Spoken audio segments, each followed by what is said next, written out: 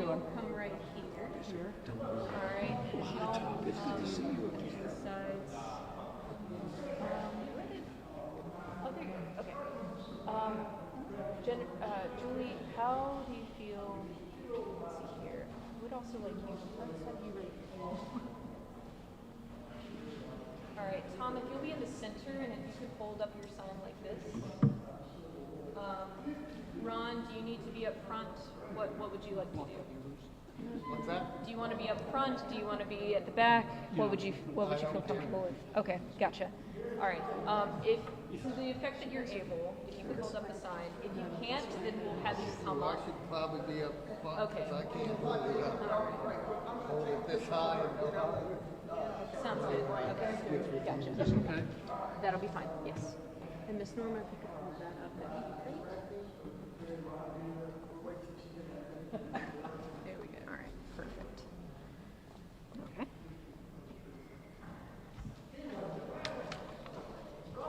All right.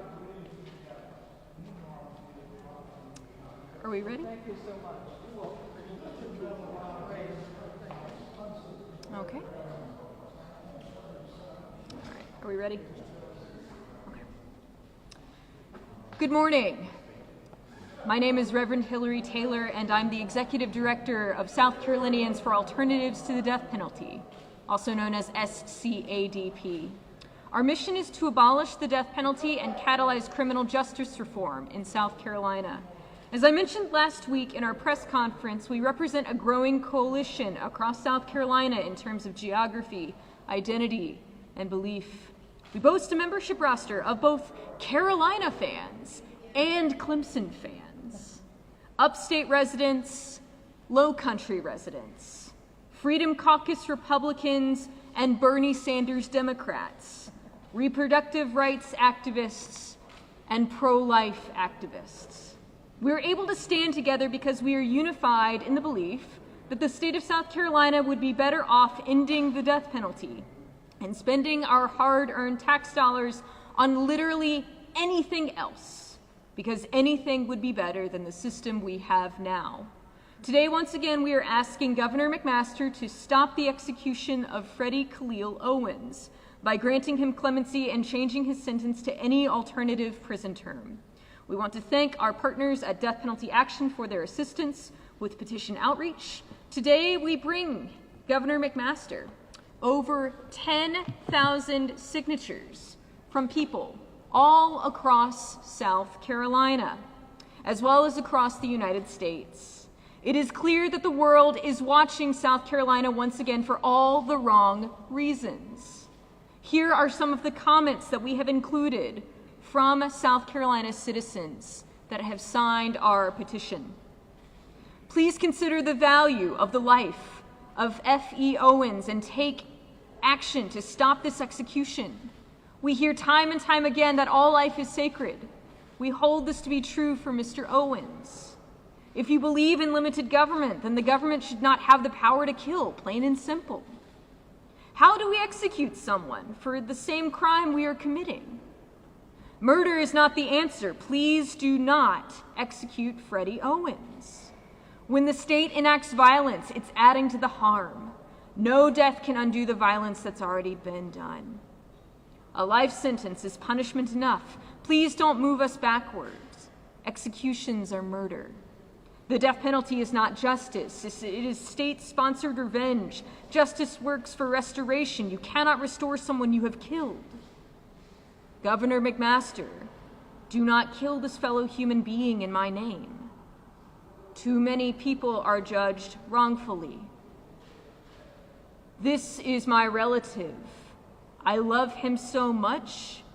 He's changed a lot during the years. Sometimes people make mistakes. Please, I need him.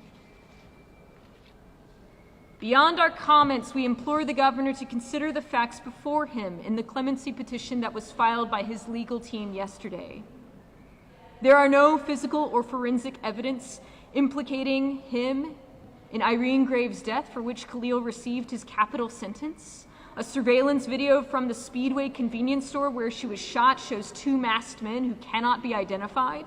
The testimony used to obtain Khalil's 1999 conviction was flawed, with at least one of his co-defendants incentivized by an undisclosed deal with the prosecution to take both the death penalty and a life sentence off the table in exchange for his testimony implicating Khalil. The 11 white jurors and one black juror who convicted Khalil in 1999 were instructed that they did not need to find that he had shot Miss Graves in order to find him guilty. The solicitor told them it was enough for them to decide simply that he was present in the speedway when she was killed. The 2006 jury that imposed the death sentence to be carried out on Friday, tomorrow, was not told that the bar for his conviction was so low, nor was Khalil's 2006 jury aware of his extensive childhood trauma, from the abuse and neglect he suffered in his impoverished home to the physical and sexual violence he endured while incarcerated in a juvenile institution. Those experiences caused significant organic damage to Khalil's young and developing brain, impairing his judgment and decision-making. Because Khalil's youth and traumas prevented him from functioning as an adult, it is unjust to punish him as one. The trial errors and weak and compromised evidence, combined with Khalil's youth and organic brain damage, all weigh heavily in favor of his clemency. Were his execution allowed to proceed, Khalil would be one of only a handful of people executed for a crime committed as a teenager, and the first and only person in South Carolina executed with no jury finding that he killed or intended to kill. For all these reasons, clemency is necessary and appropriate to prevent Khalil's unjust execution. We will now take questions before delivering the petitions.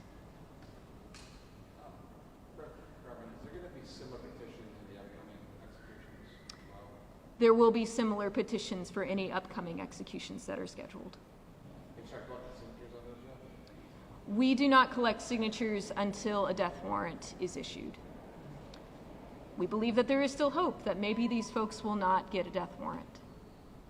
Y'all will be out at the prison tomorrow, right? There's a vigil, correct? There is a vigil that is being facilitated by the Diocese of Charleston, the Roman Catholic Diocese of Charleston, and we will be there to support their efforts in their vigil. How long will you stay out there tomorrow night? We will stay there until the execution is complete.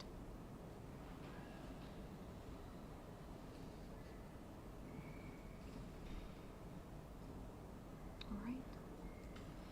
If there are no additional questions, we will now present the petition to the governor's office, and we will ask him to come out and talk with us.